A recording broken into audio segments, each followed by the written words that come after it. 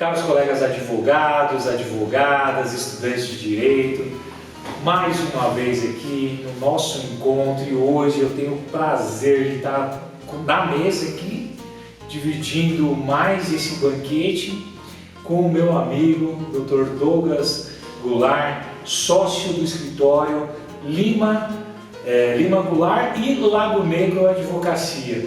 Meu amigo, seja bem-vindo. Hoje aqui nós vamos bater um papo leve, tranquilo. Eu sempre falo que é uma forma da gente falar do direito, sem toda aquela formalidade do direito, sem ser cansativo. A gente vai sempre trazendo assuntos leves e bacanas para quem nos assiste e, obviamente, acompanhado de uma boa gastronomia, porque isso faz com que nós reunamos os amigos, conversamos de uma forma mais tranquila e sempre pratos preparados por um dos melhores chefes do Brasil.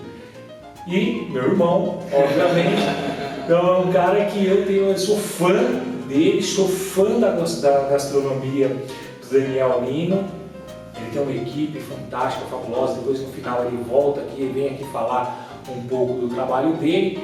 Mas aí a gente vai aproveitando esse momento de descontração para falar sobre direito, falar sobre as coisas que são importantes para a advocacia e acompanhado de um vinho. É um vinho a gente nunca revela, viu, Douglas? A gente nunca revela porque nós não somos patrocinados, mas eu tenho certeza que você vai gostar, uma uva bem selecionada que vai acompanhar muito bem o prato que vai ser servido hoje.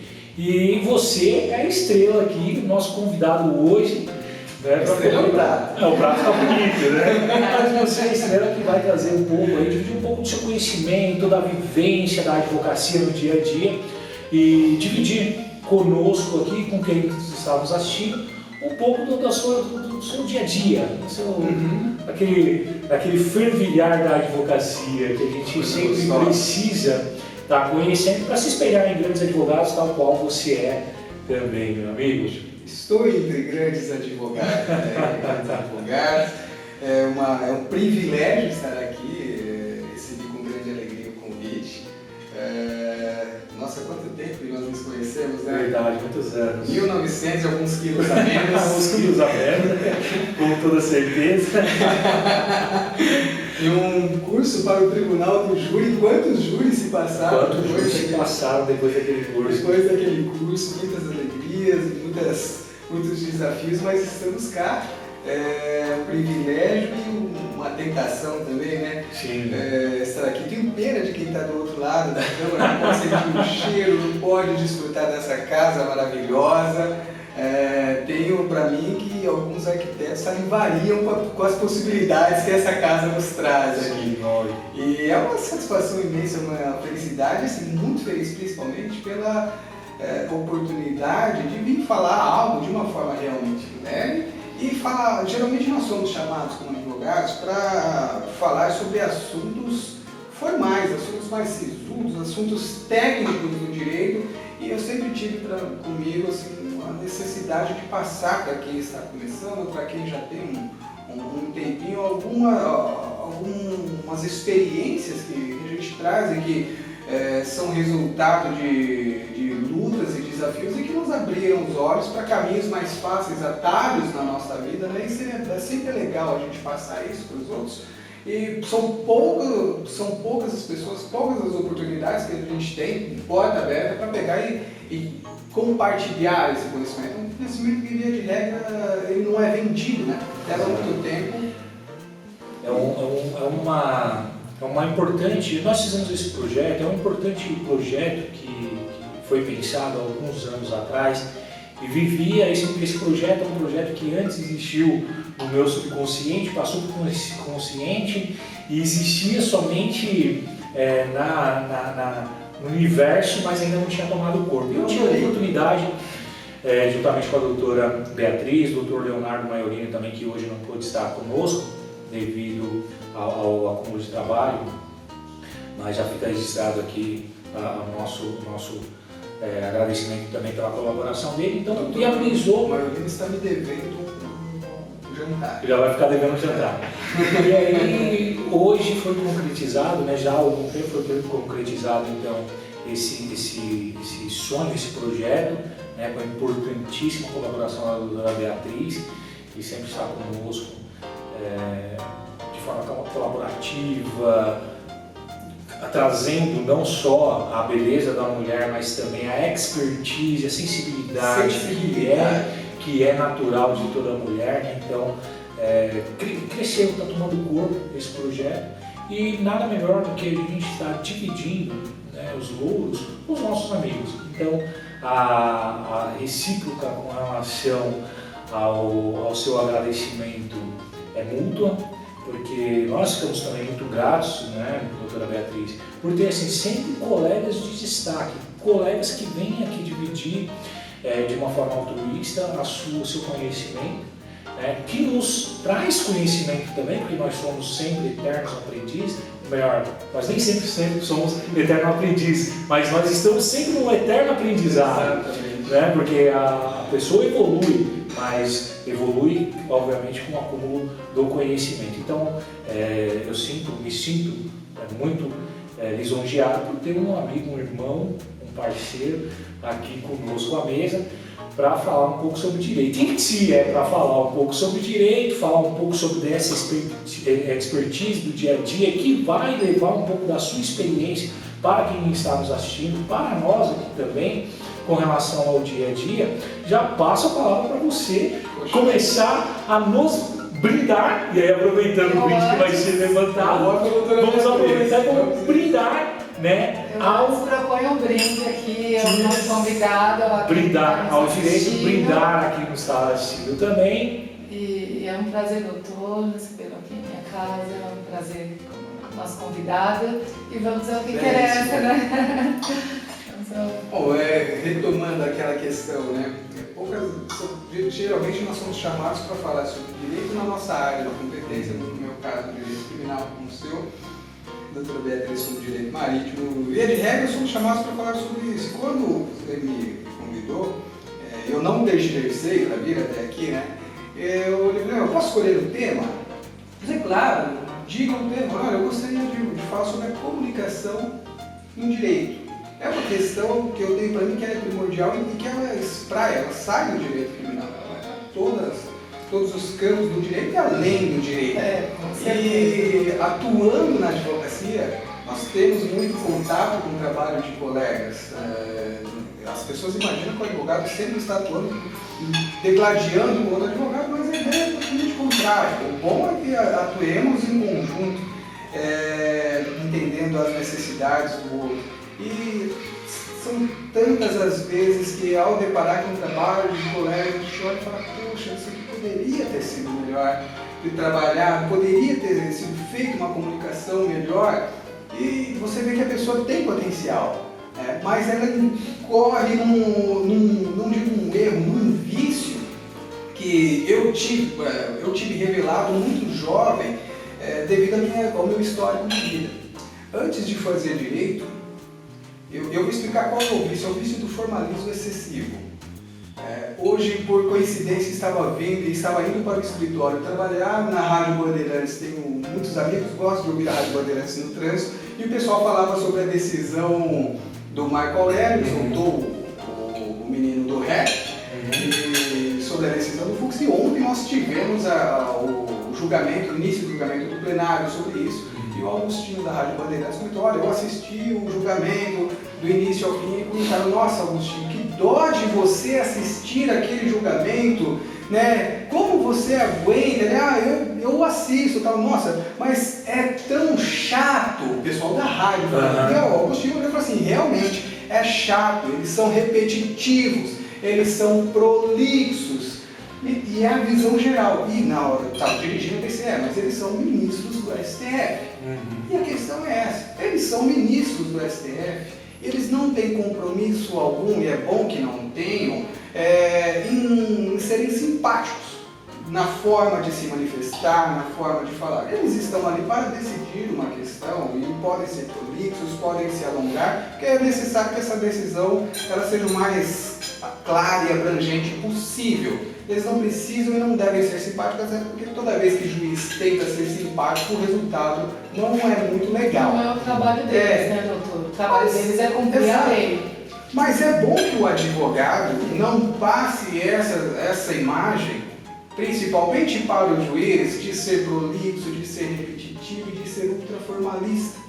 Por quê? Porque nada me convence que um juiz de direito, quando analisa uma petição de um advogado, ele não vai se sentir enfadado se a linguagem for prolixa. Ele não vai querer ler. E quando eu falei do meu histórico de vida, porque antes de iniciar direito eu comecei a fazer jornalismo.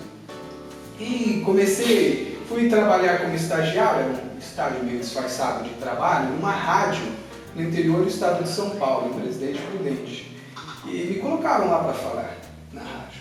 Logo que me colocaram para falar na rádio, eu abri o microfone e era para anunciar a morte do Mário Covas. Uau. E eu lancei, era quase um em Brasília, 19 horas, uma voz do Brasil, assim, olha, falece Mário Covas, e postei a voz, falece nosso governador Mário Covas, e fiz um vocabulário mais, eu tremia, né, que a rádio, o microfone aberto, e falei, terminou, aí eu olhei e falei, e aí, o pessoal da rádio, eles falaram assim, quem você estava imitando? Eu falei, como quem eu estava imitando? Para mim tinha ficado perfeito, aquela era a imagem que eu tinha do radialista, só que aquela era a imagem caricata que eu tinha de um radialista. Era uma imagem que vinha sendo cultivada do radialismo da década de 50, 60, de repórter e fica no nosso subconsciente. Falando, mas não é assim que nós trabalhamos. E se você analisar, a rádio realmente nos anos 50, 60, 70, ela tinha uma forma de ser falada. Ela tinha uma forma de comunicação toda específica. Essa comunicação ela se perdeu. Hoje ela informalizou. Lembra que antigamente o radialista ele precisava ter voz bonita? Sim. Quando falaram, olha, vem falar na rádio, eu falei, nossa, mas a minha voz é bonita? Né? E hoje não. Hoje eu brinco, qualquer um fala na rádio. O indivíduo tem uma voz que não é nada demais. Por quê? Porque o que importa é a opinião dele. Então ele não precisa ter a voz bonita e a linguagem é dinâmica. A revista é a mesma coisa. A revista, antigamente, você abria uma revista, a propaganda, a comunicação social, ela tinha uma linguagem impostada. Você falava farmácia com BH, era até mais bonito nesse ponto. Mas não se falava seleção brasileira, era Screte Canarinho. Quem fala hoje Screte Canarinho? A vida se informalizou, a vida se dinamizou. Hoje nos jornais, nós temos um profissional específico para cortar texto. Ele é pago justamente para diminuir o tamanho da matéria. Sim.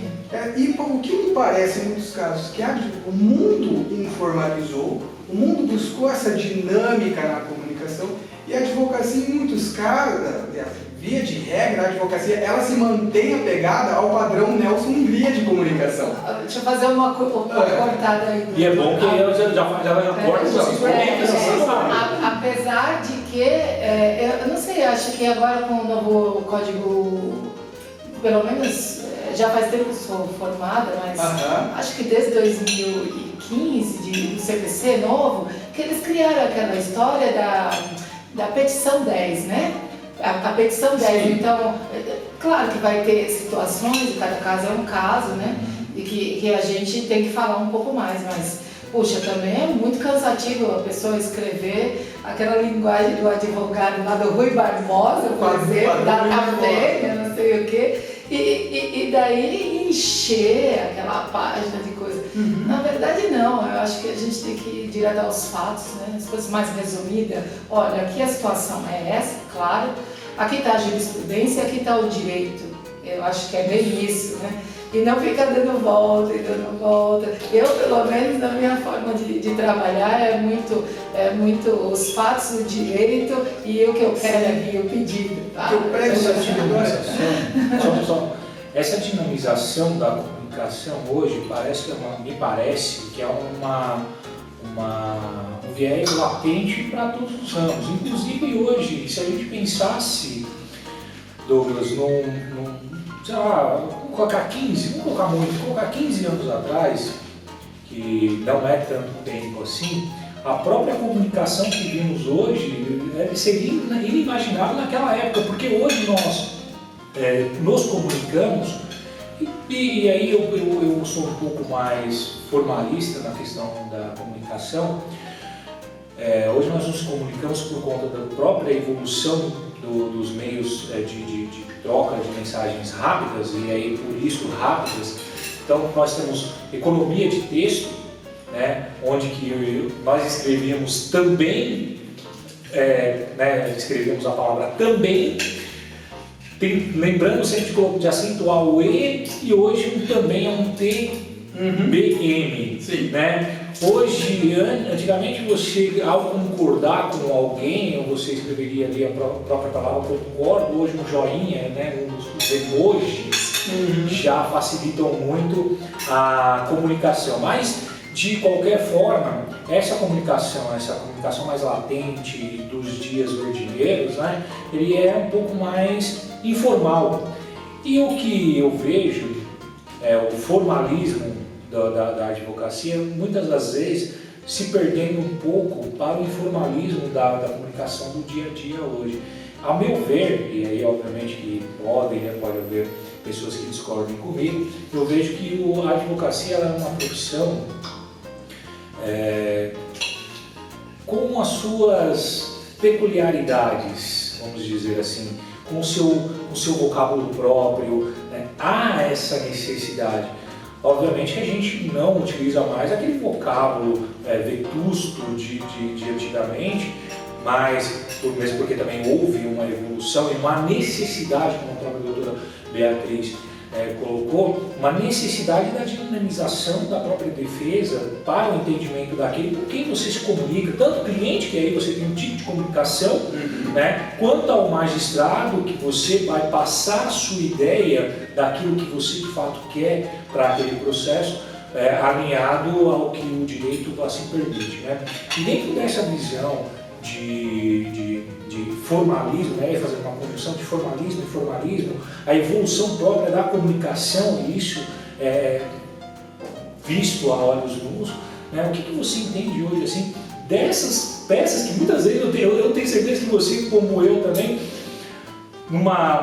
às vezes uma breve pesquisa ou em troca de mensagens em grupos que nós fazemos parte da advocacia, nós vemos algumas peças que a nossos olhos, principalmente gente que gosta muito da comunicação, e ainda desse formalismo que é da própria da advocacia, você vê aquelas peças sofridas.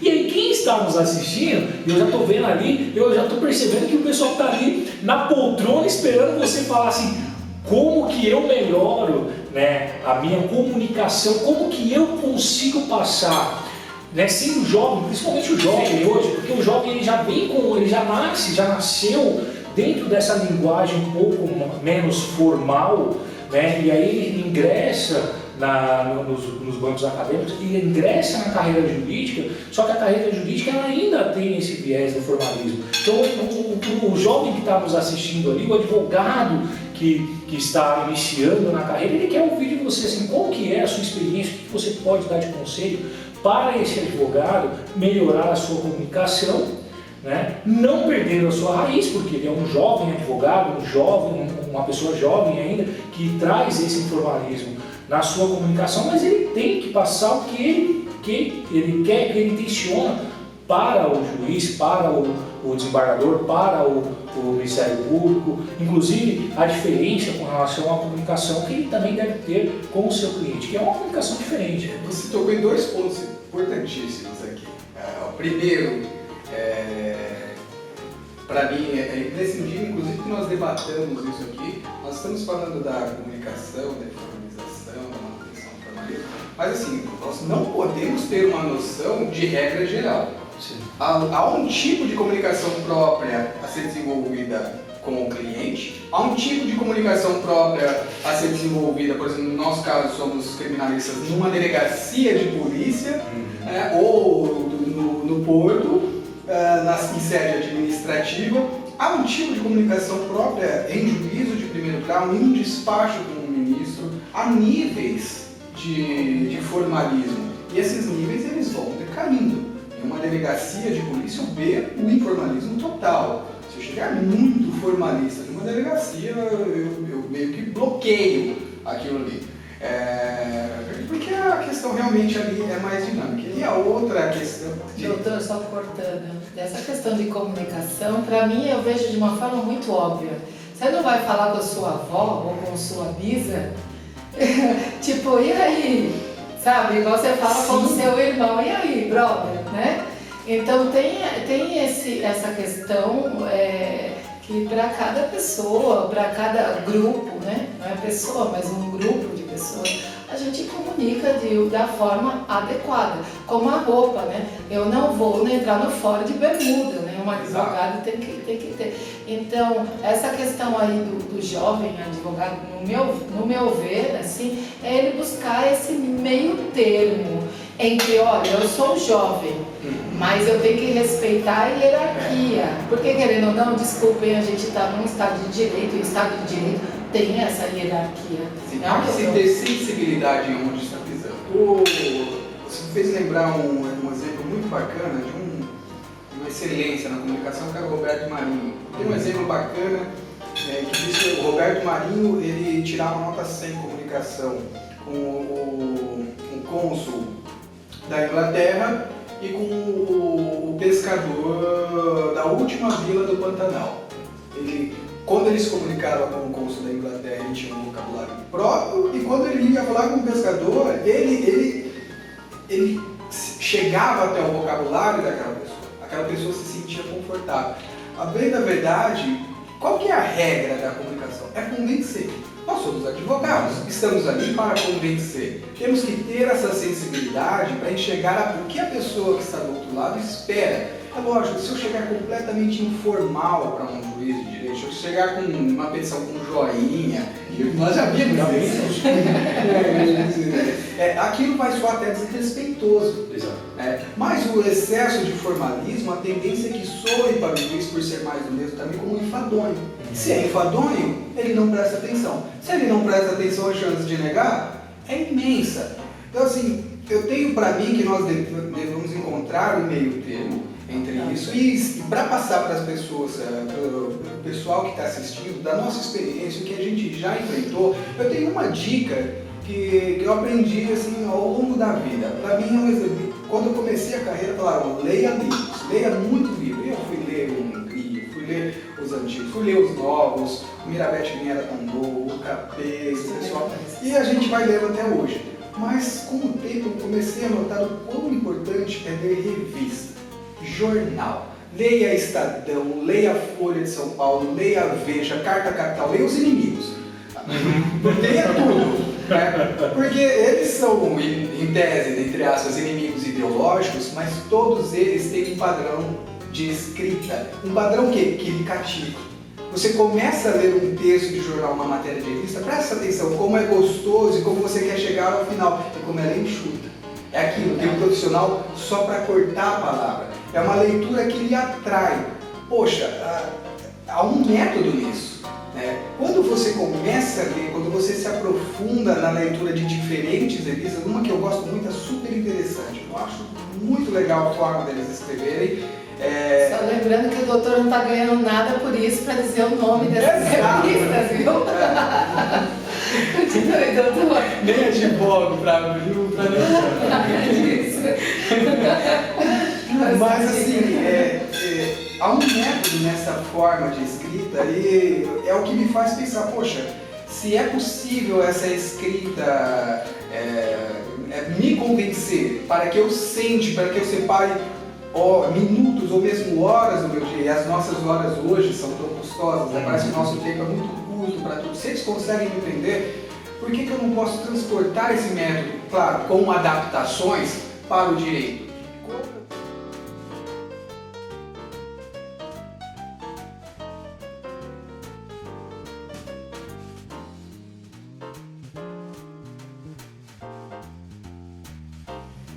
Douglas, meu amigo, depois dessa pequena pausa, agora veio o prato principal, que eu falo, o pessoal vai ficar, eles estão salivando, eles começam uma vez aqui, e a gente provoca, né? E a gente provoca, está uma delícia, esse prato aqui está com um cheiro fantástico, e aqui nos bastidores a gente fica conversando, essa pausa que a gente faz aqui, a gente vai embora, a gente fala sobre a nossa paixão, sobre direito. Viajamos e já antevejo que será necessário você retornar aqui mais vezes. Porque vamos tocar em outros assuntos, vamos falar sobre direito criminal, você tem uma expertise muito grande na área criminal, que vai trazer muita experiência e muitas dicas importantes para as pessoas que nos assistem. Mas hoje a gente vai continuar falando então sobre a comunicação jurídica. E Douglas, a gente falou bastante durante o período que nós estávamos degustando aquela belíssima e deliciosa salada, estávamos falando muito da comunicação escrita, que é de suma importância para o advogado quando ele está ali no escritório dele, produzindo as suas peças, desenvolvendo as suas teses para buscar ali o direito daquele que o constituiu.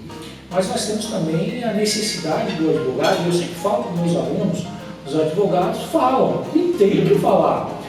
Porque, exceto se você for um advogado muito tímido, que você não tem mesmo ali condições de falar, tem vergonha, não consegue se expressar direito, então você vai ficar no escritório sendo um advogado somente de petição. E aí o aprimoramento na comunicação escrita.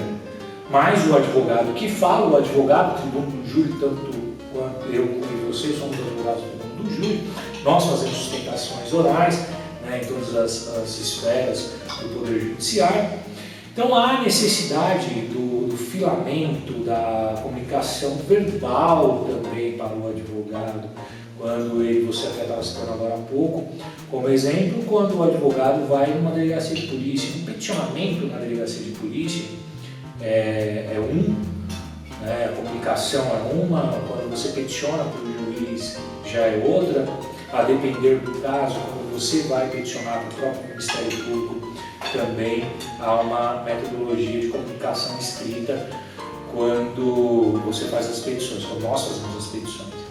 Mas avançando na comunicação, e a comunicação verbal é extremamente necessária, o que você traz de experiência para aqueles que estão nos assistindo, para melhorar a sua comunicação, para conseguir passar de uma forma verbal, numa sustentação oral, numa defesa em plenário do júri, o comportamento do advogado, como que ele deve interagir com o seu interlocutor, com aquele que vai receber a mensagem?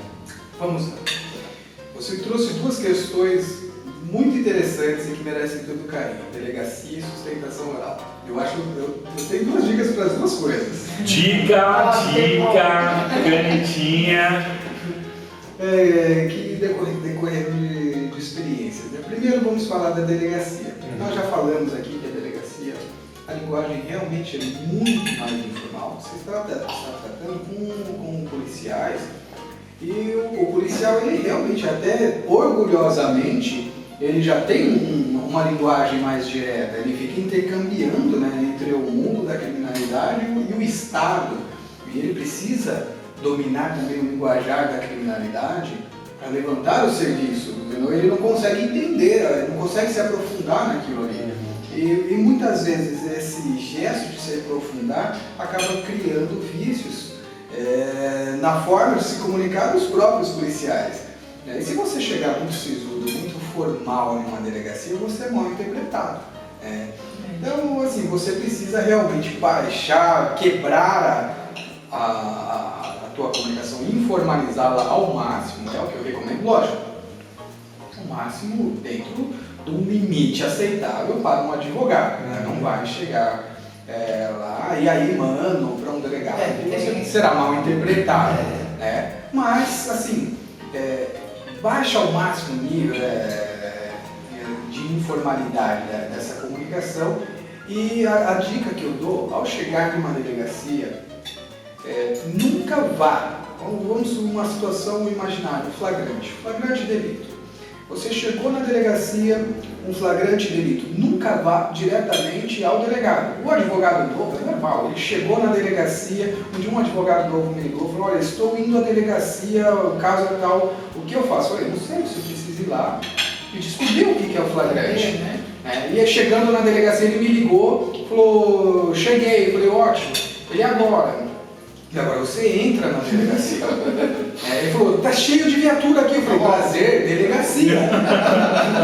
Tem policiais aí também. Ele falou que tinha policiais. Mas a grande questão é, o advogado novo ele tem a tendência, né, abotou o terno, vai direto até o delegado. Quando consegue acessar o delegado. Né? E chega lá formal para falar com o delegado. Não é assim.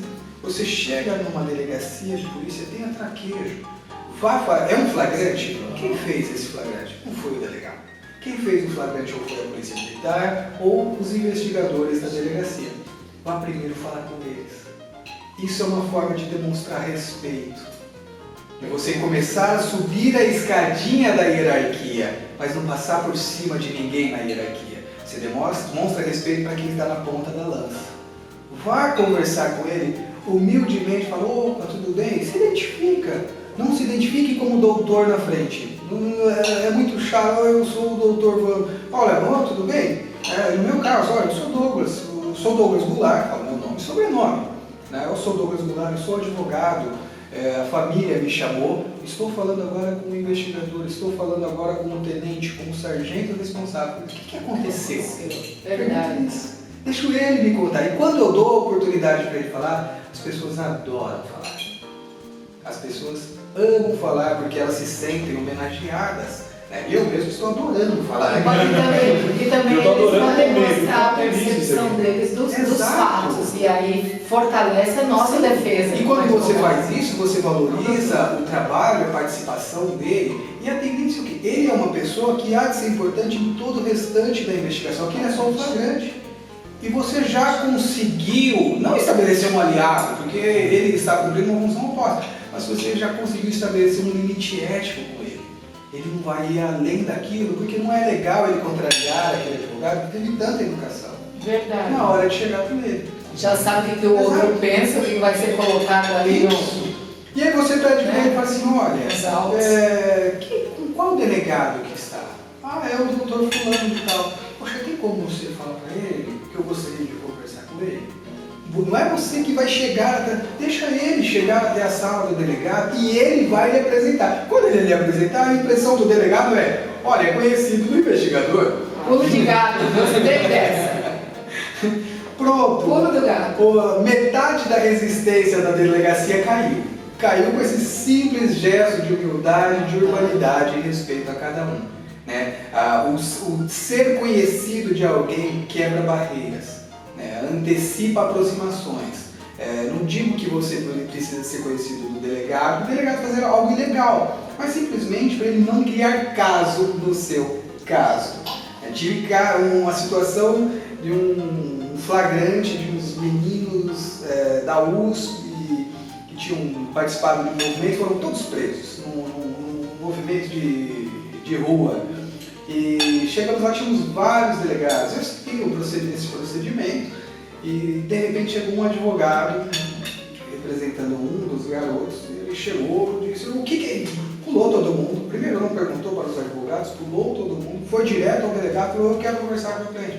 O delegado ele fala, seu cliente está na carceragem, eu estou terminando aqui a situação, o que eu tenho que fazer. Aguarda 15 minutos aí, doutor, depois eu libero.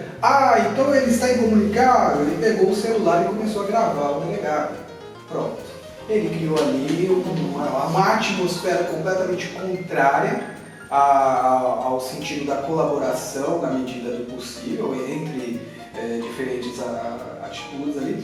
E ele bloqueou caminhos. Final da história. Eu saí da delegacia no início da madrugada, uma hora e pouco, e ele saiu da delegacia às 7 horas da madrugada. Foi o último, o cliente dele foi o último a ser liberado. O último a ser liberado. Mas na medida do possível, o delegado vai falar, aquele ali criou caso, tudo que é situação que ele poderia gerar um desconforto na medida dos poderes dele, ele vai gerar. E pode, inclusive, gerar um problema para o cliente. Verdade. Uma liberação de um veículo. O delegado tem ampla arbitrariedade para decidir se libera ou não um veículo, dependendo da forma como você chegar. O próprio investigador fala, doutor, coisas que não entram no papel, mas que fazem parte do contexto rescisório. Isso não é nada ilegal, é uma conversa entre os policiais e compensa um juízo de conveniência, oportunidade, é caso, mas o que não entra no papel é que depende também da boa vontade. Exato. E o que nós estamos falando é de gente, né? Ninguém obriga ninguém a fazer o que a gente quer, a menos que a pessoa queira. Ninguém vai tirar a Constituição do bolso numa delegacia gritando, estão desrespeitando o 5º, 55, 54, o delegado vai falar, meu Deus do céu, é verdade, doutor. Eu esqueci do 54, inciso 54 do artigo 5º, minha nossa, olha, parem as máquinas, né? Abra a carcereira, isso vai acontecer. O delegado olha e fala assim, verdade, doutor, pede um habeas corpus, um mandado de segurança. Então, quanto tempo vai levar? Verdade. Você corta a cabeça. O ser humano, né? Cada um quer mostrar o seu com base em poder. quê? Na comunicação. Você leva a tua mensagem da melhor forma possível para quem tem o poder de decidir, trazendo ela para o seu lado. Nesses casos, a cortesia que eu vejo, e depois não vamos esquecer, tem a segunda parte que você vai falar sobre a comunicação e sustentação oral, Sim. que é o anverso do que você trata da sua comunicação na delegacia de polícia. Mas o que eu vejo assim, muito de muitos advogados é que às vezes querem impor-se numa falsa comunicação com as autoridades, e aí eu obviamente me referindo no âmbito da delegacia de polícia, que às vezes até não cabe para a própria advocacia. Eu já tive colegas que me questionaram, da mesma forma que questionaram você, como agir na delegacia de polícia. Eu sempre falo exatamente o que você falou. O primeiro a tomar contato com a ocorrência, em geral, é o escrivão. Então vai conversar com o escrivão, se identifica para o escrivão. Chega, eu sempre faço isso, quando eu vou na delegacia de polícia, eu converso com os policiais, né, ou militares ou policiais civis, aqueles que efetuaram a operação ou a prisão, me identifico, converso com eles, procuro me inteirar do que está acontecendo. Na sequência eu vou falar com o escrivão. Olha, qual que é o escrivão que vai lavrar o boletim de ocorrência? Que vai fazer o flagrante? Doutor, sou eu. Bom, então, eu só quero me apresentar, me apresento e falo, olha, eu estou aqui, quero que conste a minha presença e eu vou acompanhar aqui as declarações do meu cliente. Então, ali no primeiro momento, eu já estabeleci um primeiro contato com aquele que vai me levar a ter contato com o delegado, caso haja necessidade. A semana passada, eu acho que mais ou menos, semana retrasada, eu fiquei no flagrante até quase 6 horas da manhã. Inclusive foi o dia que antecedeu a gravação aqui, então eu passei a madrugada inteira na delegacia de polícia e depois vim gravar aqui um encontro nosso. E a delegacia estava lotada de polícia, houve um caso de policial que foi morto durante uma abordagem de um ladrão. E, enfim, então tinham várias ocorrências, tinha essa ocorrência que tinha lotado ali a delegacia de polícia e eu estava conversando com os policiais. Primeiro me identifiquei, falei que era advogado, comecei a conversar com os policiais militares que haviam feito a prisão do meu cliente. Já fui buscar saber quem era o escrivão que iria tocar ali. Conversei com o escrivão, não, doutor, fica tranquilo, nós estamos com 2 ocorrências na frente aqui, o senhor já será a terceira e a gente já qualifica o senhor aqui, bonitinho e tal, tudo tranquilo. Aproveitei que já estava ali entabulando uma conversa com ele e já pedi, não para o delegado, mas para o próprio escrivão, que estava ali já me atendendo de uma forma extremamente solícita, né, na madrugada. E eu falei para ele, pedi, olha, eu preciso conversar com o meu cliente antes dele ser ouvido, vai demorar um pouco para vocês ouvir, uma vez que você já me adiantou que tem duas ocorrências anteriores, então só para eu informar que eu estou aqui. Então ele já, não doutor, espera só um minutinho, chamou o carcereiro, fui até a carceragem, conversei com o meu cliente já ficou ciente que eu estava ali para acompanhá-lo quando ele fosse ouvido, e já entabulei ali a primeira conversa, o primeiro contato com o escrivão. Resumindo, voltei, fiquei ali aguardando a elaboração dos os boletins de ocorrência antecedentes, fiquei conversando com os policiais militares e os caras conversaram comigo, explicaram como é que foi a ocorrência, falou, olha doutor, a gente fez assim, a abordagem foi de tal forma, o rapaz foi solícito, não houve nenhum empecilho, nem nada, absolutamente nada, foi tranquilo. Então, tudo isso foi muito bom. E depois, por último, quando eu fui conversar com o delegado, no momento que ele foi ali lavrar o boletim de ocorrência, finalizar, tive a oportunidade de questioná-lo com relação ao entendimento dele, ele também explicou, falei, doutor, o seu entendimento aqui o senhor é a autoridade. E depois, obviamente, se eu discordar, eu vou entrar com os recursos ou na própria defesa preliminar, tentar levar um entendimento diferente. Mas a conversa, essa comunicação, me parece assim, a nós que já temos uma certa experiência na área criminal, ela é fácil, ela se tornou fácil, com o dia a dia, com a labuta do dia a dia ali, com as experiências que a gente vem trazendo ao longo desses anos, varando muitas vezes a madrugada nessas delegacias de polícia. É mais ou menos olhar os fatos por vários ângulos, né? Não só ouvir o que tem a dizer o seu cliente, mas sim o que os policiais vão dizer, o que vai ser colocado ali no boletim de ocorrência, no caso de um flagrante, né, que ele está participando.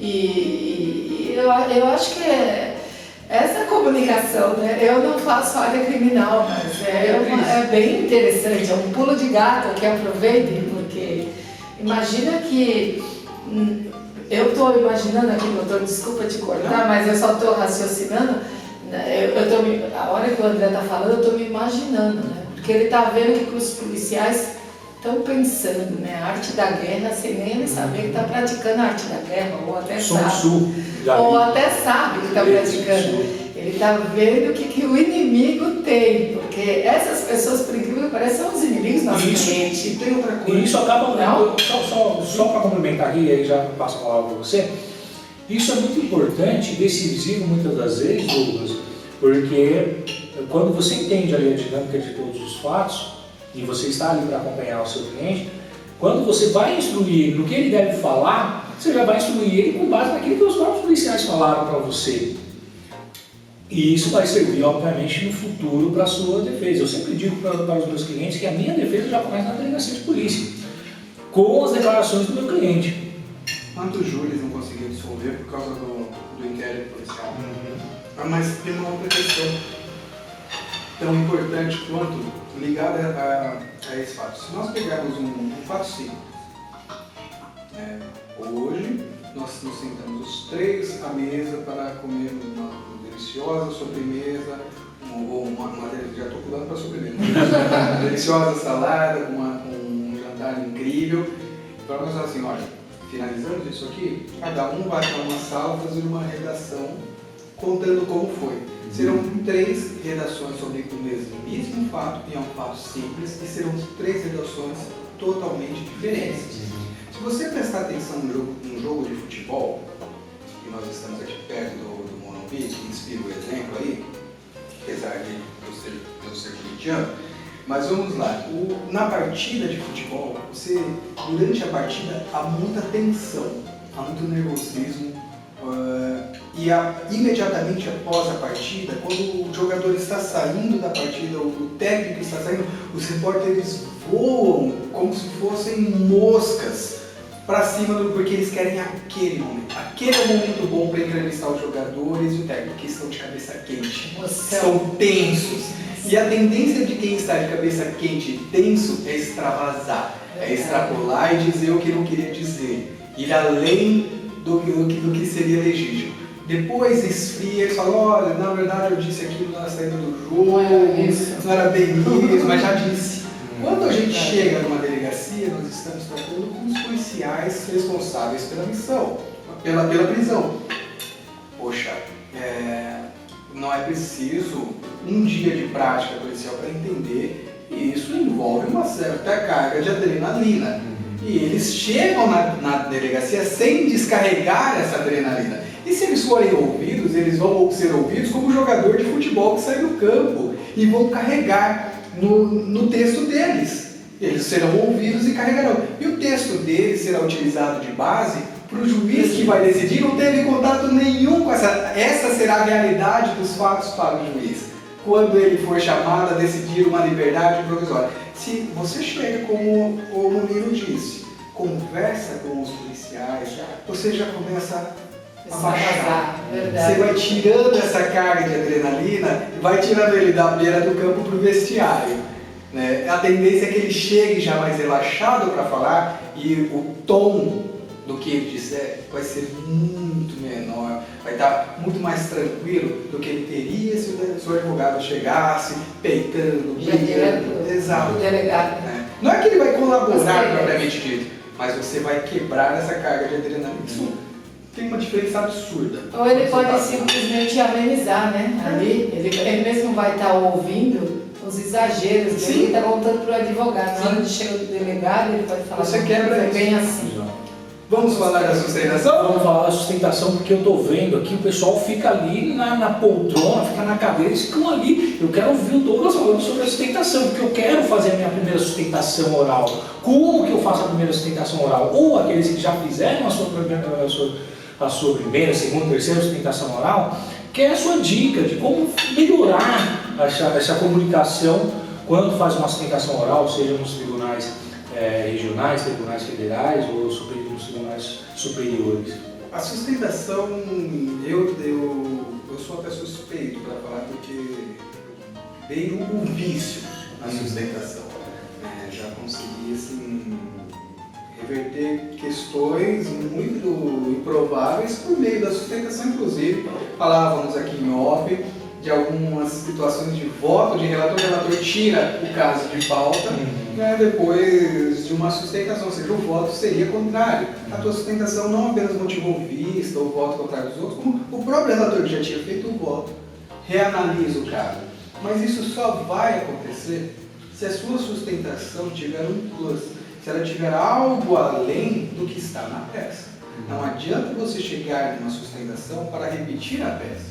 A peça já está lá, não corta caminho, então não faça a sustentação, pouco tempo de todos. A sustentação é uma forma diferente de comunicação e exige uma forma diferente de agir. A peça é um grau além do formalismo, a sustentação já está um pouco abaixo. Aí sim, se você chegar para os desembargadores, para os ministros, com um grau excessivo de formalismo, você vai gerar um distanciamento com eles. Porque o formalismo afasta. Então você tem que saber quebrar esse formalismo. E principalmente desenvolver um modo próprio de se comunicar. Logo que eu iniciei a advocacia, eu parti para as sustentações orais, eu tinha mania de assistir júris e sustentações. Eu assistia muito júris, tinha muito tempo livre. Então eu ia assistir as sustentações do Toron, do Cacai e de tantos outros, não vou nomear, nomeei dois já vai ficar de um xoxo, mas assim, eu assistia as sustentações e os júris desse pessoal e eu levava um livrinho, parecia estagiário de faculdade, só que estagiário anota os dados objetivos de processo. Eu anotava as frases de efeito, os trejeitos, as pausas, as formas de falar, para pegar como eles faziam.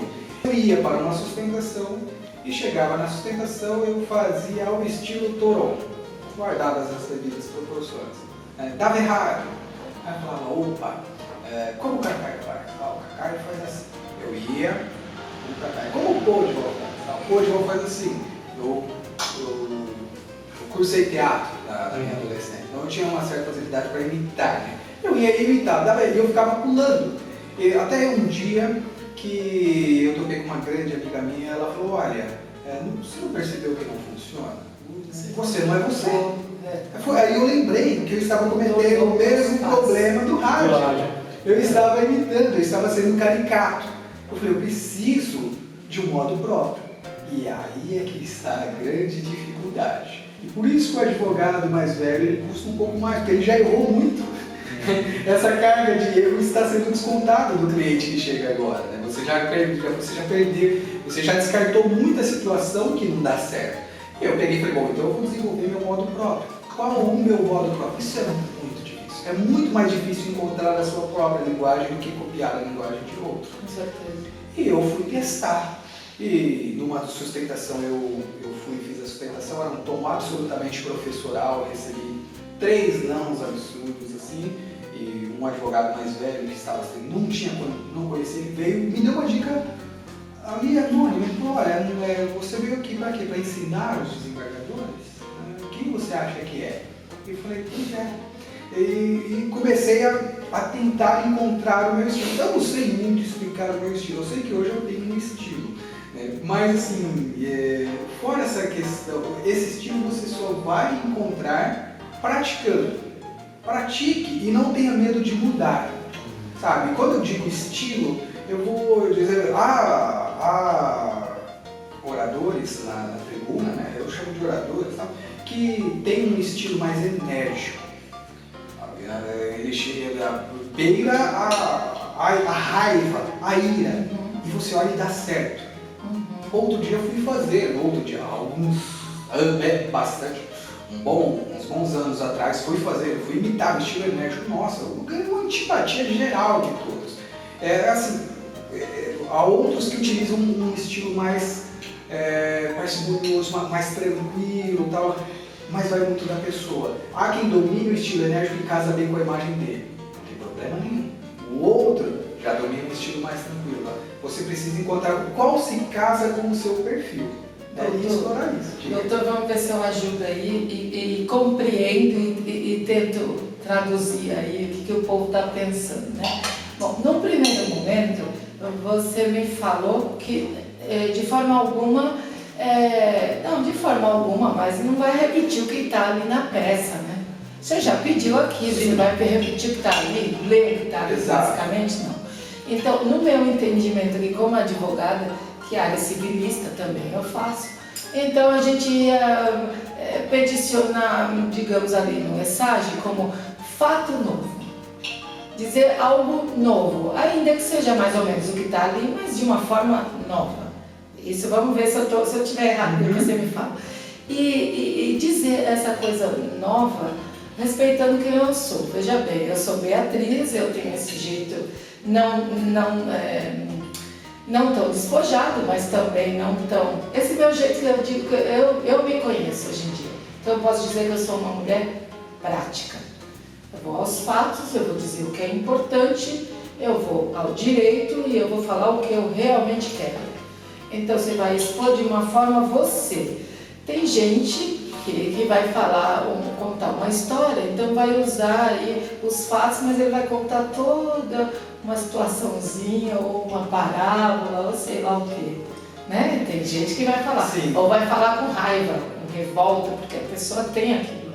Mas eu, respeitando o meu do jeito que eu sou, vou logo no prático, porque eu sou uma pessoa prática. Sim. Então eu vou na visão, explicar um fato novo, ainda que esse fato já esteja falado ali mais ou menos, mas da minha forma. Da minha forma é a forma prática. Vamos dizer assim, atenção é o momento para você expor a sua visão técnica. Certo. A sustentação oral é o momento ideal para você expor sua opinião pessoal. Aí sim. Profissional. Eu vou dar um exemplo prático, um caso muito interessante que aconteceu comigo. Um indivíduo, rapaz, ele foi preso aqui em São Paulo pelo município de Minas Gerais. Saíram lá de Minas Gerais e vieram aqui prender. E era um fato relacionado a uma quadrilha e tal, e envolvia uma série de furtos lá em Minas Gerais, na casa de promotor de justiça, de secretário de justiça, só gente importante. E tinha um problema, aliás, uma solução para a defesa. No momento do crime, ou dos crimes, no dia dos crimes, esse rapaz estava jogando bola num campinho em São Paulo. Ele era diretor de um clube de várzea. E ele era o organizador, ele levava isso muito a sério. E ele estava jogando bola, e tinha as mensagens de WhatsApp dele, isso aí. E eu fiz um pedido de liberdade provisória, fundamentado nisso.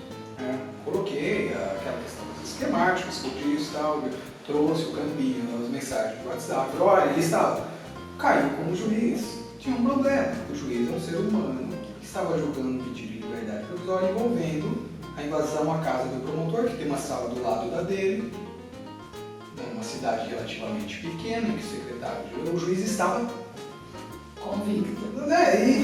Quase. Não. Estava do lado, né?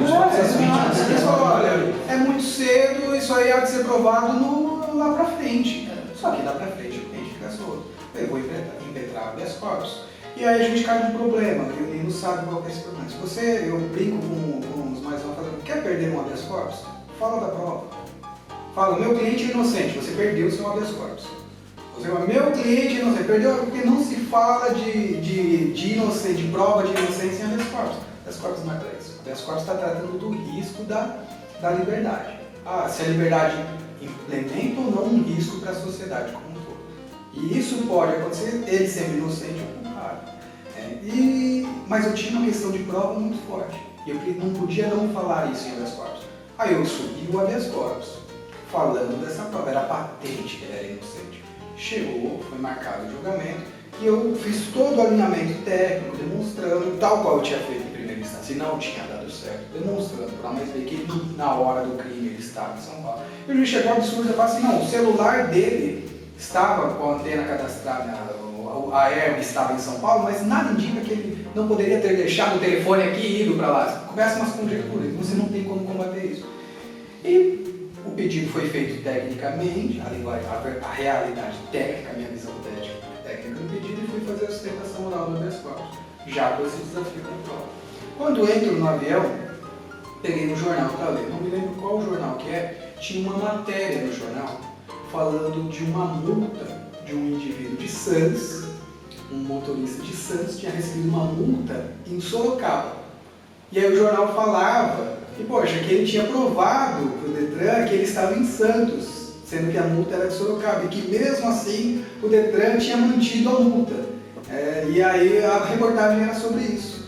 E naquele momento me deu um insight. Cheguei na sustentação oral, eu olhei e falei, excelências, tudo bem? Olha, já comecei com boa tarde, falei, olha, perdoem meu sotaque paulistano, né? Tirem essa carga do meu cliente, ele não tem culpa, mas vamos lá. Falei, olha, eu gostaria de dizer que é um prazer estar aqui, trazendo, né, essa aproximação, criando um liame de comunicação com eles. Quando você começa com muito presidente, excelentíssimo seu presidente, não quebra essa parte, porque eles estão cansados, eles sabem que eles são presidentes, você cria um liame de comunicação, agradece a oportunidade de estar ali, de falar para eles, e aí eu joguei o jornal. Eu quero saber o que aconteceu? Eu estava vindo, contei a minha versão. Eu estava vindo aqui para o julgamento e vi uma matéria no jornal de um caso de um rapaz de Santos que foi, tal, e o jornal, no final, falou o seguinte, é um absurdo o que o Detran manteve a multa sendo que ele estava em Santos. Eu parei para pensar, excelências, e olhei para assim, poxa, o meu caso é idêntico, com uma grave diferença. Eu estou tratando de um indivíduo que está preso, não que levou uma multa.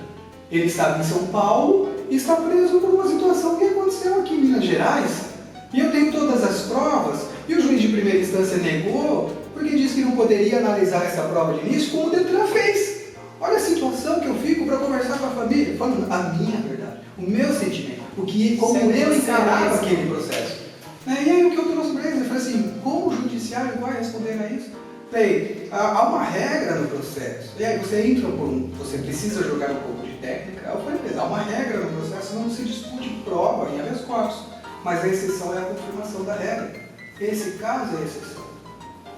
Eu não quero que amanhã tenha um jornal, e aqui eu não estou fazendo nenhuma ameaça, mas é o caminho natural, dizendo que este tribunal, com essa história tão bela que tem, é manter um cidadão preso, uma situação análoga do outro da multa.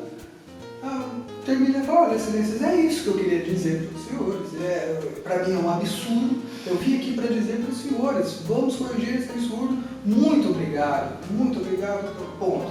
Não dei aula, não. Falei a minha exposição, o que eu sinto com o caso. A sustentação oral é isso.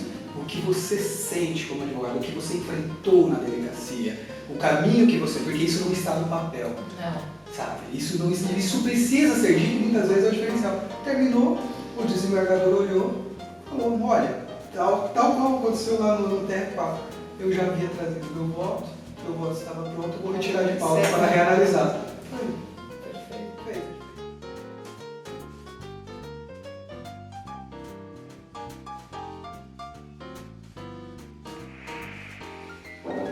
Douglas, meu amigo, eu te falei que o chefe ele capricha, viu? O melhor vem ao final, né? Eu não sei, pra mim, tenho certeza, pra quem tá assistindo, o melhor tá sendo todo momento ouvindo as suas dicas, ouvindo tudo que você tem que falar de comunicação jurídica. E óbvio, não faz isso porque o pessoal vai ficar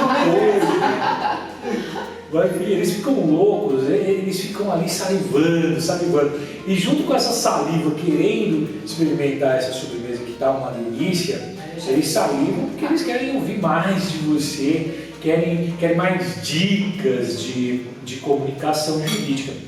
E Douglas, aproveitando, né, então, essa sobremesa, e aí a gente vai ficando um pouco mais leve, não leve no peso, porque a gente fica aqui fica um pouco mais pesado, mas leve porque a gente já vai caminhando para o final, e aí onde que você ouve, aí o pessoal fala assim, mas já vai terminar, o Douglas já vai embora. Não é agora, é porque a gente quer mais dicas suas, você falar um pouco mais sobre comunicação, como que o advogado ele se aprimora na busca desse conhecimento, na facilidade da oratória, porque você, né, já passou pela rádio, você é jornalista, faz sustentação oral, nós somos experimentados no Tribunal do Júri. Eu lembro muito bem quando eu comecei a advogar, eu trouxe um pouco daquela minha timidez da adolescência, a gente falava pouco, minha mãe às vezes falava até para mim, você parece bicho do mato, não fala com ninguém. E a gente tem aquela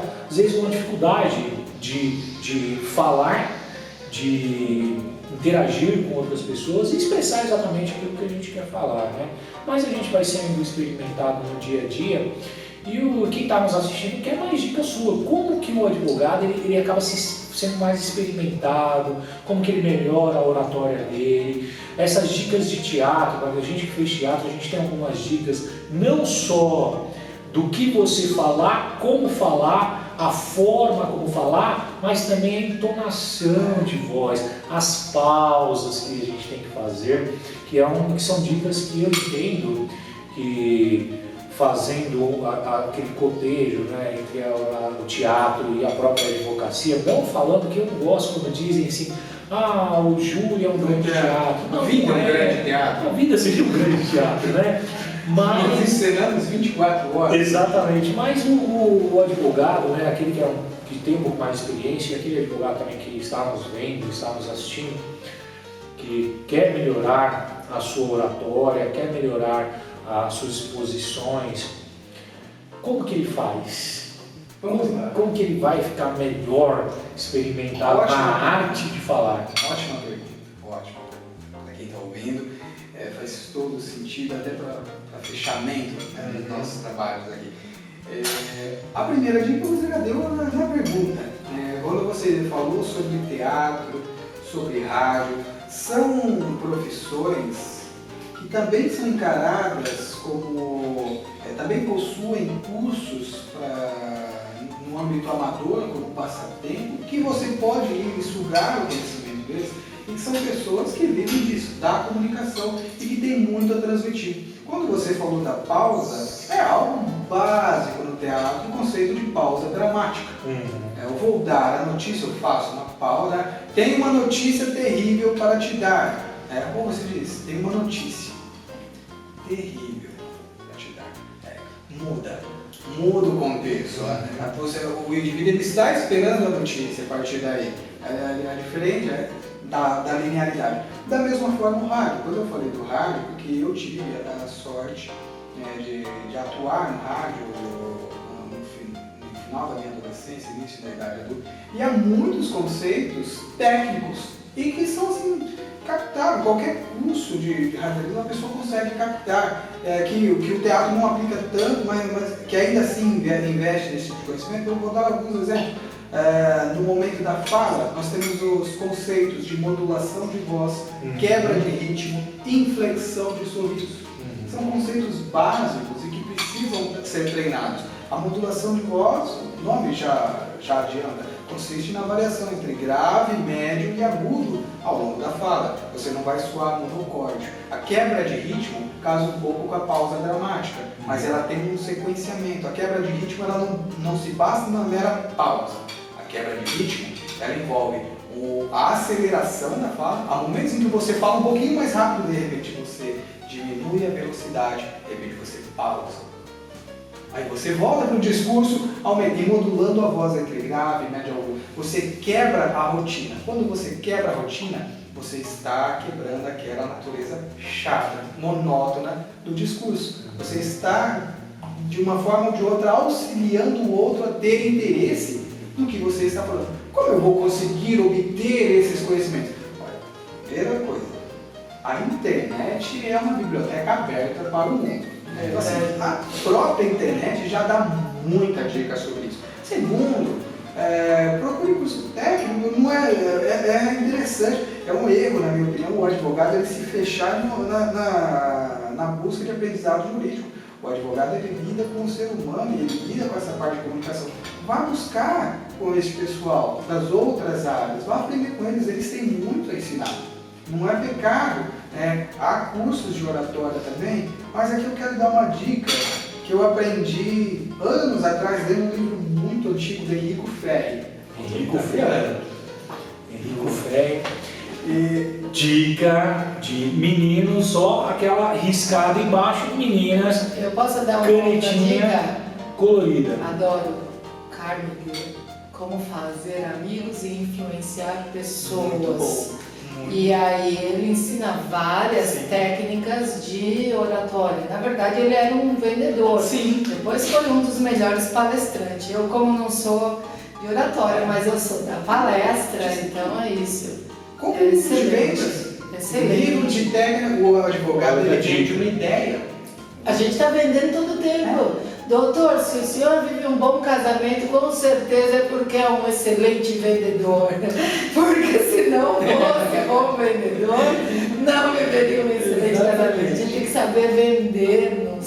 E isso envolve a nossa comunicação. O conhecimento pessoal do setor de vendas é importantíssimo. São pessoas que estudam a fundo o comportamento humano. Os trejeitos, você vai atuar com um jurado, com um desembargador, você passa a captar a forma dele se postar. Né? E dependendo da postura que ele tem, você vai saber a maneira de comunicar. Comunicar, de Sim, adequar mas uma dica do Ferri? Sim. Vamos lá, essa dica é aquela dica de doido, tá? As pessoas olhando, esse não bate muito bem. Mas como quem disse, foi o Henrique Ferri.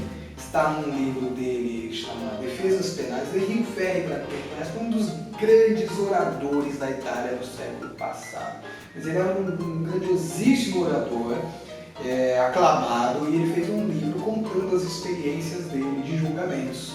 É difícil achar esse livro, mas essa dica eu já vou dar de lambuja, aprendi com ele. O que ele falou? Ele era conhecido pelo automatismo da linguagem. Tinha uma capacidade para pegar um assunto e automaticamente falar. Ele impressionava pela capacidade naquele tempo, o júri durava 6, 8, 10 horas falando e ele não parava. E era até uma estratégia.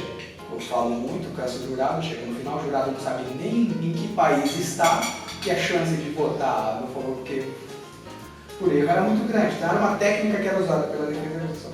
E ele no livro ele diz como ele atingiu esse automatismo, autodiscurso. Então toda a oportunidade que eu tinha de estar sozinho, eu discursava para mim mesmo sobre um tema aleatório. O que eu, Douglas, passei a fazer. Em São Paulo nós temos muito tempo no trânsito. Eu entro no carro, eu sozinho, sem testemunha, estou andando, olho para o lado e vejo. Tem um carro do lado, o carro tem um pneu. Pneu! Eu começo a falar sobre pneu, discursando, imagine uma plateia aleatória, começo a discursar sobre pneu, começo a falar sobre a importância do pneu na humanidade. É lógico, no início você trava muito, mas e é importante que sejam questões aleatórias. Não precisa falar sobre questão de direito, questão técnica. Fale. Treine a sua língua para ela se soltar, para você perder esse pudor. E quando você passa a exercitar essa questão de falar para si mesmo. Daqui a pouco você está falando com os outros e você estará falando de forma automática. Valdir Troncoso Pérez falava do automatismo. O automatismo da linguagem. Eu vou aproveitar que você falou do Valdir Troncoso Pérez para você experimentar a sua sobremesa. Já está Eu tenho derretendo. certeza que você vai gostar muito.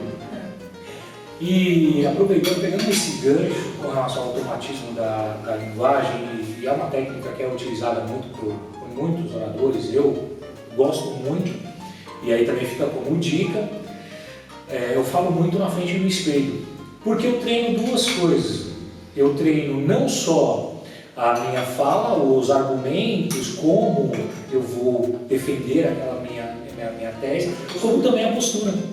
A postura eu creio que é uma outra forma de linguagem jurídica, e como nós estamos falando de linguagem jurídica, muito importante para o advogado, para o tribuno do júri, para o advogado que faz sustentação oral, porque ele vai dizer muito também do que você quer dizer.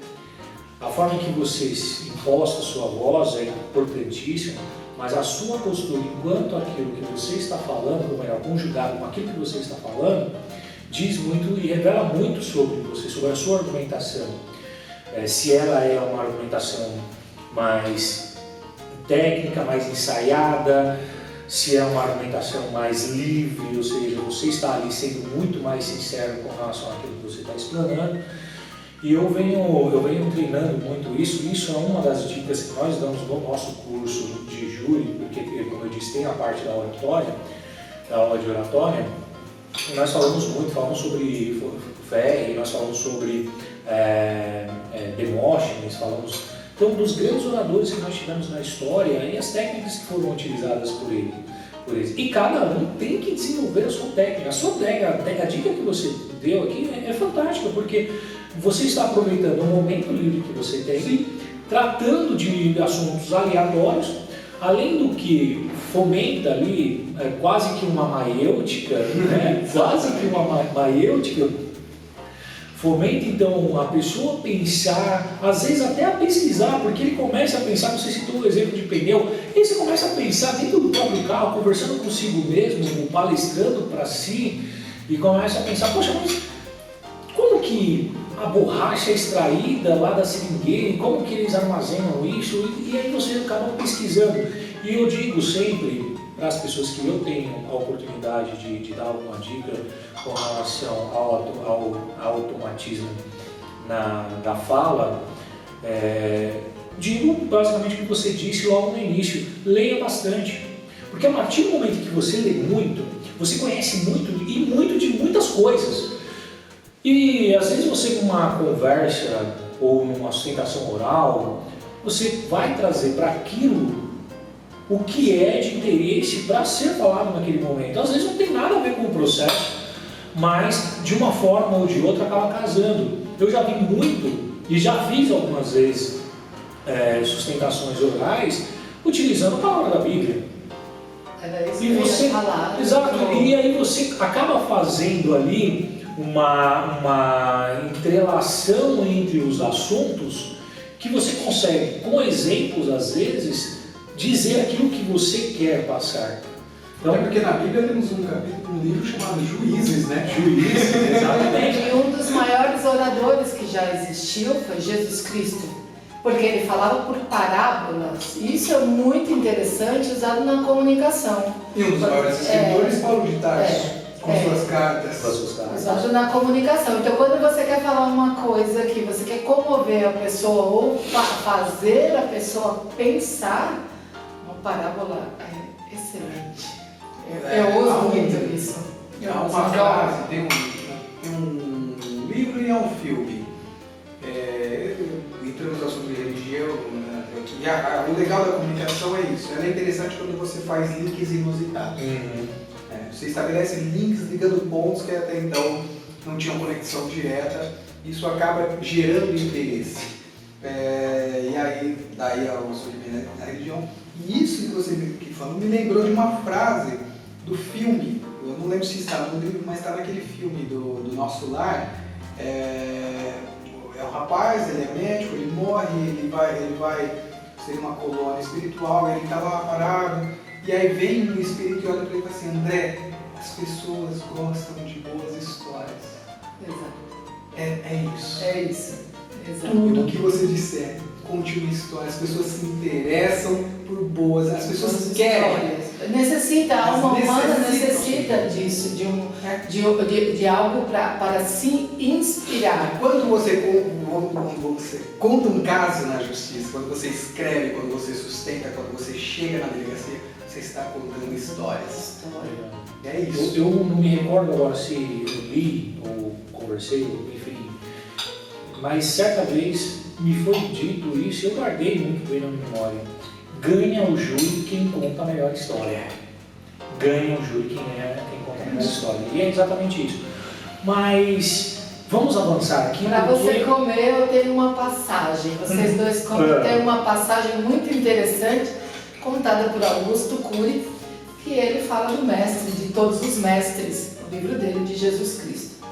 Então, Jesus Cristo está lá no monte sagrado, e ali num dado momento, os fariseus, né, fazem uma pergunta muito capciosa para ele, para trazer, quando trazem a Maria Madalena. Naquela época todo mundo sabia que a Maria Madalena era prostituta, etc. E quem era desse tipo deveria ser apedrejado. Então, o que faz o mestre de todos os mestres quando eles perguntam o julgamento da Maria Madalena? Vai apedrejar, não vai apedrejar? O que ele faz?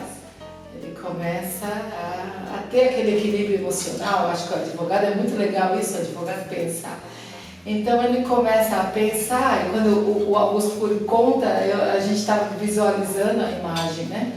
E ele começa a arriscar o chão ali e pensar, né? Então ele olha uma pedra e ele fala assim, ó, quem nunca pecou, atire a primeira pedra, né? Então, porque ele já sabia que aquilo era uma pegadinha. Aí já vai a outra pergunta que fazem para ele no monte. E o que você fala sobre os impostos, né?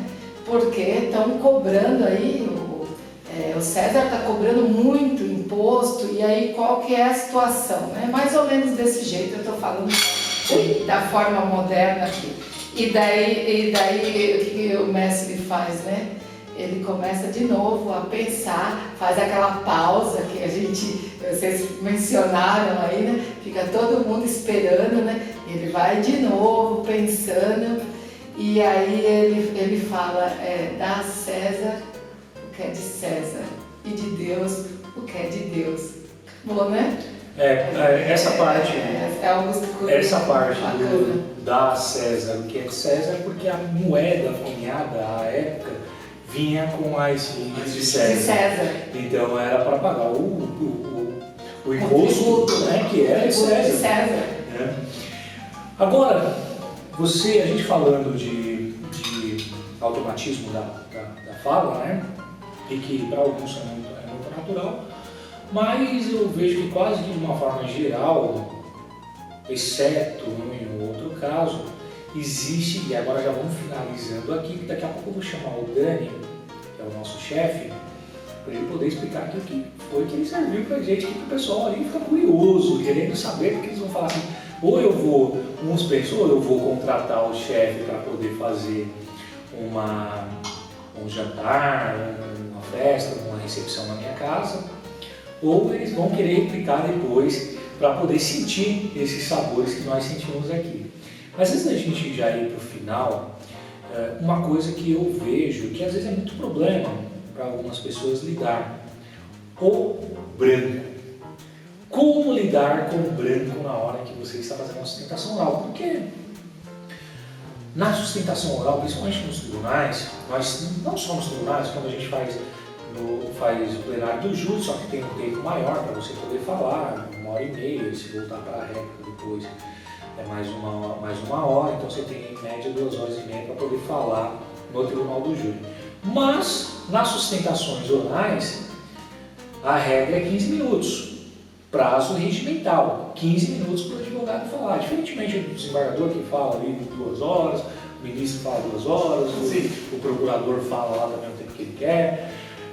Geralmente respeitando os 15 minutos também, mas às vezes extrapola um pouco. Mas, como você está, geralmente o advogado está naquela pressão, você está falando para desembargador, você está fazendo sustentação oral para ministros, né? E vem o branco. Muito comum. A sua dica, muito para nós fecharmos aqui esse encontro maravilhoso, a sua dica para lidar com o branco. Certo. As situações diversas. Você falou do júri, sustentação oral. O júri é uma situação muito mais tranquila em relação ao branco. Porque você é o dono do discurso, e o discurso é imenso. Mais de 1 hora de duração. E ninguém sabe qual é a tua estratégia de discurso. Quando eu branco no júri, absolutamente não se desespere, não desça do salto, muda o assunto. Fala assim, a propósito, uma estratégia, já usa como clichê. A propósito, deu branco, fala assim, a propósito, 1 minuto, vá para a tua bancada, pegue um livro e fala o que eu vou falar aqui, né? E muda de assunto. É meio emocional. Exato. Enquanto isso, o Winchester vai estar rodando e ele vai, o arquivo vai atualizar no Windows, né? Aí vai chegar, caiu, vai ser, opa, né? Agora eu vou mudar de assunto de novo. E traz.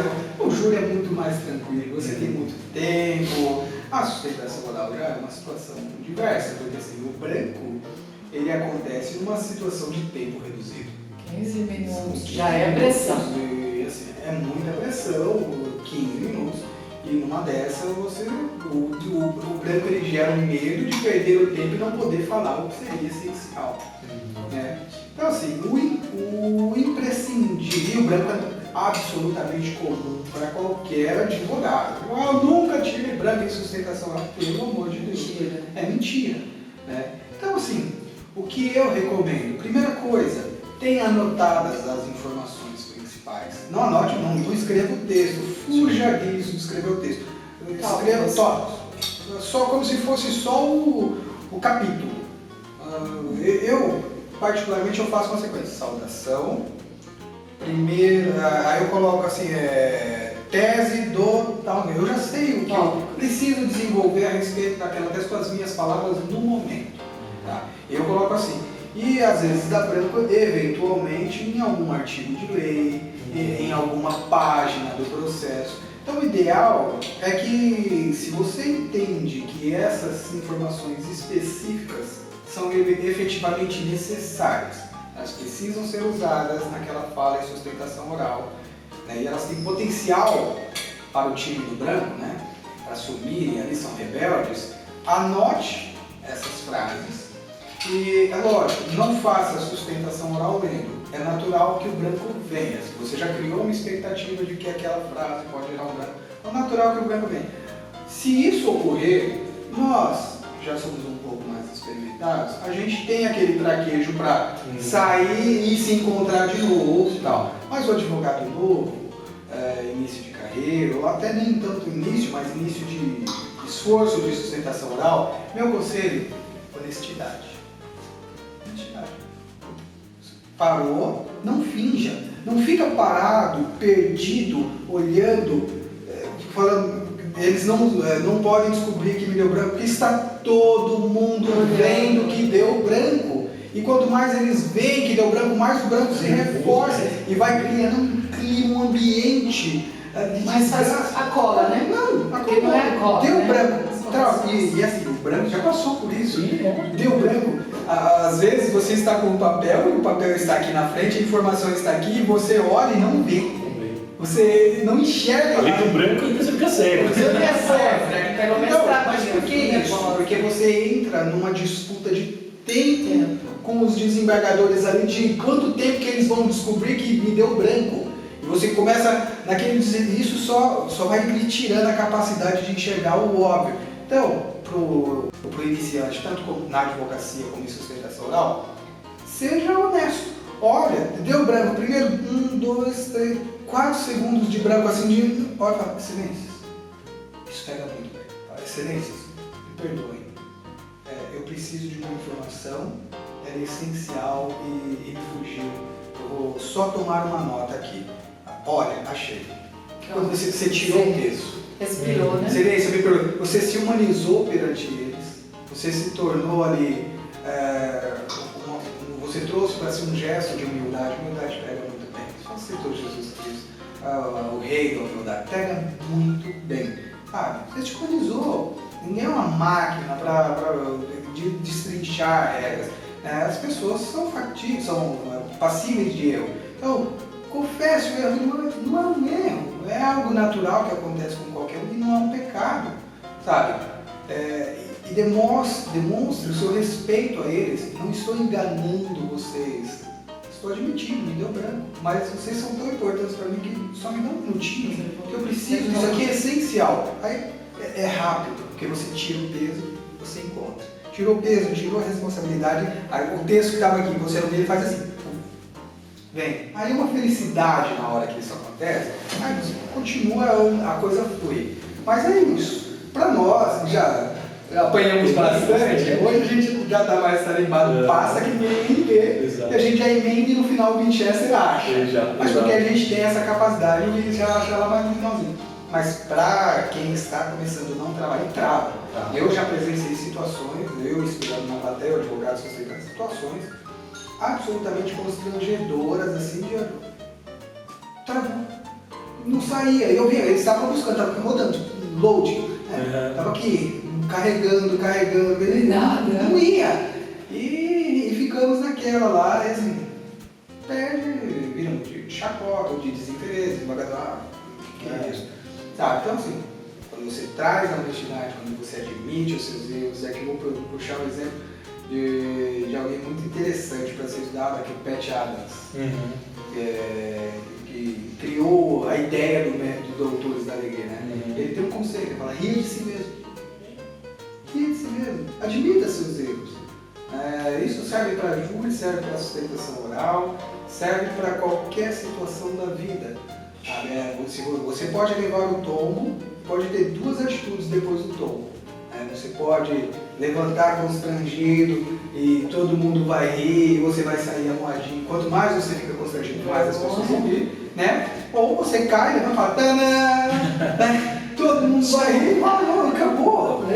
E segue o jogo. É isso. Admita, seja honesto, ninguém é perfeito, todo mundo é passível de erro e a coisa se desenrola. Com o tempo, brancos continuarão acontecendo, porque o cérebro é uma máquina falha, mas você vai conseguir encontrar atalhos naturais para ultrapassar. Até lá, use a honestidade. Admito. Perfeito. E quanto mais a pessoa está estressada, é mais a capacidade de dar branco, né? Sim. A pessoa fica muito ansioso. Meu caso, por exemplo, não me deu branco, mas o que eu ia dizer caiu tudo por terra. Imagina, das 1h30 até a última que eu fiz sustentação oral, até 17h45, tchau, esqueci, foi tudo.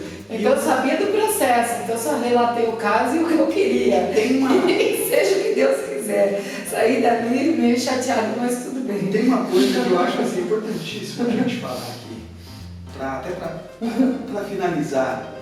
Você contou da sua história, que você era meio bicho do mato. Eu já venho de uma personalidade que eu abria a geladeira, a luz acendia e eu começava a falar. Né? Então, o pessoal já seria político quando eu era criança. E assim, hoje, nós dois subimos até a tribuna e falamos e desenvolvemos nosso trabalho igualmente. Então, assim, para quem está assistindo, basta treino, basta técnica, corre atrás, o resultado no final é o mesmo.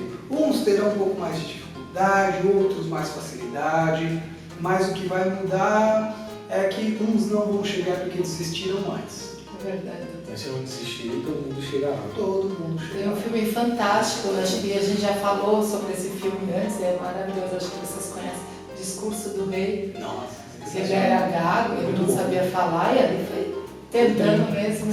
Hoje no UOL teve uma matéria sensacional sobre uma comediante, que era o documentário dela, no Netflix, ela ganhou o Grammy, se não me engano, com o stand-up dela, eles estão dizendo que ela está redefinindo o modelo de stand-up, e ela é autista. Quando eu imaginaria uma comediante stand-up autista? Ela é autista. Perfeito. Esses seres são megas inteligentes, assim, a maioria inteligência. Douglas, meu irmão, querido, muitíssimo obrigado por ter aceitado esse convite. Eu tenho certeza que quem está nos assistindo está deliciado com esse banho de conhecimento que você tem em comunicação jurídica. Tenho certeza absoluta que hoje esse bate-papo que nós tivemos aqui vai ajudar muitos advogados, muitos estudantes de direito que estão aí começando na advocacia, outros que já estão há algum tempo na advocacia, mas ainda não tem esse exercício contínuo da oratória, da boa comunicação com os outros, com os demais atores judiciais. Eu fico assim, eu estou muito feliz por você ter aceitado o convite, estar aqui conosco hoje, trazendo aí esse vasto conhecimento que você tem na comunicação jurídica.